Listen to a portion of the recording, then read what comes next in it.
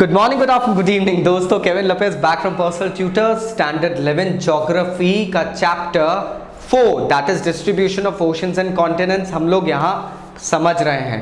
Topic है इस chapter का लास्ट टॉपिक, लेकिन इंडियन होने के पॉइंट ऑफ व्यू से yes, very important. Now this is about the movement of the Indian plate. Indian plate का मूवमेंट हमें सबको पता है, परहैप्स अर्थ के टेक्टोनिक प्लेट मूवमेंट्स में सबसे फैसिनेटिंग रहा है। हमारे इंडिया ने एक बहुत लंबी जर्नी तय करी है और फिर आके एशिया से भिड़ंत करी थी।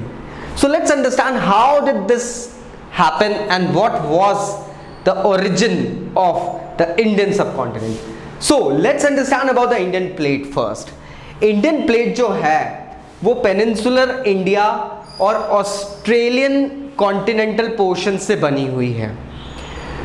इंडियन प्लेट सिर्फ हम ये समझ लेते हैं किस चीज से बनी है। ये जो पेनिनसुलर इंडिया जो है वो पेनिनसुला और ऑस्ट्रेलियन कॉन्टिनेंटल पोर्शन से बनी हुई है। सबडक्शन जोन इसका जो है, मतलब ये वो जोन है जहां पर सबडक्शन मीन्स वो स्लाइडिंग मोशन दो प्लेट्स के बीच में होता है, वो हमें यहां दिखा है हिमालयाज में, जहां पे कॉन्टिनेंटल कन्वर्जेंस भी दिखता है। ईस्ट में ये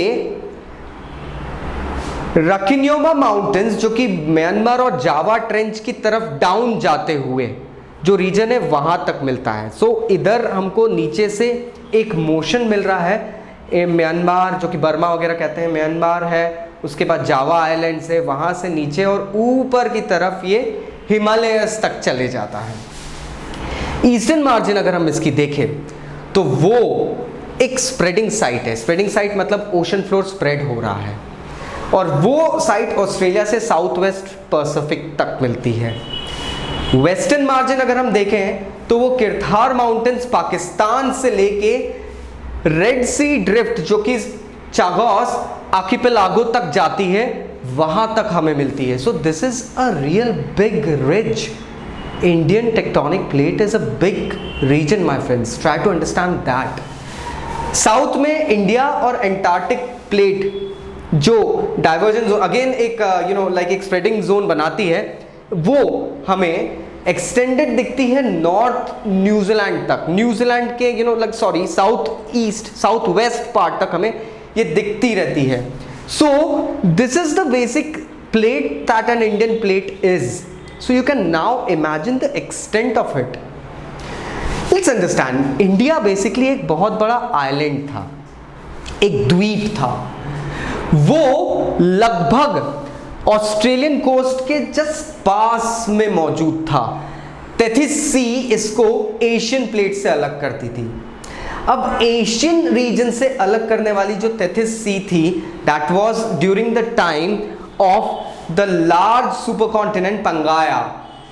200 million years ago Pangaea broke, it started shifting and 40 to 50 million years ago, अब इससे पहले ये पॉइंट पे आते हैं 200 मिलियन years ago Pangaea जब टूटा सुपरकॉन्टिनेंट, तो हम देखते हैं यहां पर इंडिया की जर्नी शुरू होती है। अगर आप अपनी बुक में साइड में एडजॉइनिंग डायग्राम देखेंगे तो आपको पता चलेगा 200 मिलियन ईयर्स अगो इंडिया पंगाया का एक पार्ट होता है, पंगाया टूटता है और इंडिया की जर्नी शुरू होती है टुवर्ड्स एशियन यूरेशियन प्लेट। अब 40 टू 50 मिलियन ईयर्स अगो एक सडन कोलिजन होता है इंडिया और यूरेशियन प्लेट का, जिसके कारण हिमालयस का फॉर्मेशन शुरू हो जाता है। एंड ये जो फ्लो हो रहा था तो वहाँ हिमालय बन रहे थे और यहाँ डेक्कन साइड में, हम कह सकते हैं वेस्टर्न साइड में डेक्कन ट्रैप्स डेवलप हो रहे थे, कांस्टेंट फ्लो ऑफ लावा चल रहा था, तो डेक्कन ट्रैप्स बन रहे थे वहाँ पे।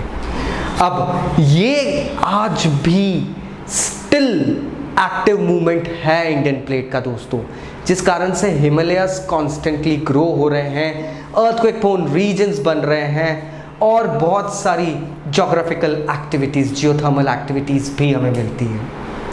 आशा करता हूँ अब आपको ये टॉपिक समझ में आया होगा, हमारी इंडियन प्लेट की वास्टनेस, डिविनिटी और कितनी लंबी जर्नी इसने तय करी है। चैप्टर यहाँ खत्म होता है दोस्तों। आप क्वेश्चन आंसर्स को गो थ्रू कीजिए, कुछ भी डाउट्स है तो please you can go ahead and comment me below, I will be providing you solutions as well if you want. आपको बहुत अच्छे से बता देना चाहता हूँ that we have started 1-on-1 online classes for our teammates as well. If you are interested please contact us, we'll be getting back. Thank you very much. Take care.